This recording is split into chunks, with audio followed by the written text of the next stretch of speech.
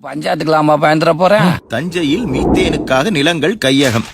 மழை இல்ல, தண்ணி இல்ல, பராமரிக்கிறதுக்கு ஆள் இல்லன்னு அவன் நிலத்தை வித்துட்டு போனா அப்புறம் யார்தான் விவசாயம் பாக்குறது? மீத்தேன் எடுக்கிறதுனா ஏதோ மலத்தேன் எடுக்கிறதுன்னு நினைச்சிட்டு இருக்கீங்களா? பச்சை போர்வையை விரிச்சு போட்ட மாதிரி கிடக்கிற நம்ம மண்ணை புல்டோசரையும் போர்வெல்லையும் வச்சு கொத்தலாக்கிடுவாங்கய்யா. பெட்ரோல் நிலக்கரியை விட பெரிய எரிபொருளாயா மீத்தேனுங்கிறது. நம்ம 4-5 மாவட்ட மண்ணுல தான் அந்த இழவு அதிகமா இருக்குதாம். அந்த இழவை வெளியே எடுக்க 6000 அடி ஆழத்துக்கு போர் போடுவாங்க. நிலத்துக்கு அடியில இருக்கிற மொத்த தண்ணியும் வெளியில எடுப்பாங்க.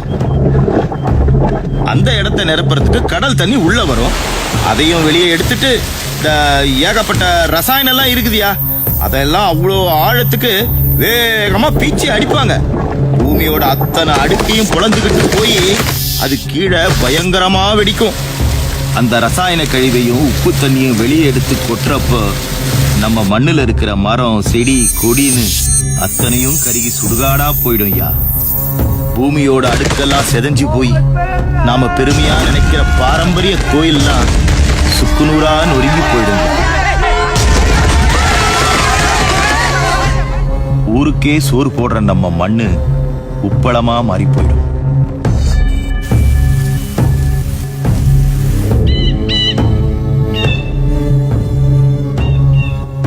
நானும் கடை வாங்கி தான் நட்டுருக்கிறேன். அன்னைக்கு அந்த பேங்க் மேனேஜர் நாக்க பிடிக்கிற மாதிரி கேட்டான்.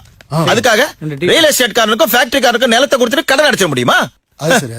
சோத்துக்கு வேற எதை திங்க போறானுங்களோ. மாஸ்டர், ஒரு வடை ஒரு டீ. நாகப்பட்டினத்தில் விவசாயி பட்டினி சாவு, விவசாயிகள் சாலை மறியல்.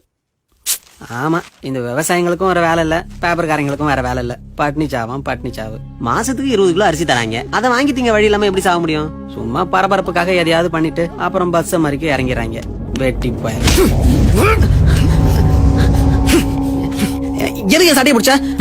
உன் சட்டை பிடிச்சாலும் உனக்கு ஒன்னும் பெருசா காயமாயிடல, நாளைக்கே செத்துற மாட்டேன். ஆனா இத்தனை பேர் மத்தியாலும் சட்டை பிடிச்சிட்டேங்கிற அவமானம் இருக்கல்ல, அது உன்னை சாகடிச்சிடும். சாப்பிட வழி இல்லாம சாகிறதுக்கு பேர் பட்னிச்சாவு இல்லடா. 4 பேருக்கு சாப்பாடு போட வழி இல்லாம போச்சேன்னு நினைச்சு சாவுறோம் பாரு, அதான் பட்னிச்சாவு. எங்க சாவுக்கெல்லாம் நீங்க பெரிதாப்பட வேணா, ஆனா பழிச்சு பேசாம இருங்கடா, அது போதும். உன் அளவுக்கு படிச்சு வந்தாண்டா நானும், MSc கோல்ட் மெடலிஸ்ட். ஆனா விவசாயத்தை தவிர வேற எந்த வேலையும் பார்க்க மாட்டேன்னு உறுதியா இருக்கேன்டா. காசு கொடுத்த அரிசி கிடைக்குங்கிற திமிருதான்டா உங்களை இப்படி பேச வைக்குது. நேத்து செத்து போன நாகப்பட்டினம் விவசாயிக்கு 15 ஏக்கர் நிலம் இருக்குடா. ரியல் எஸ்டேட் அது இதுன்னு வித்திருந்தா கூட வாழ்க்கை முழுக்க உட்கார்ந்து சாப்பிட்டு இருக்க முடியும்.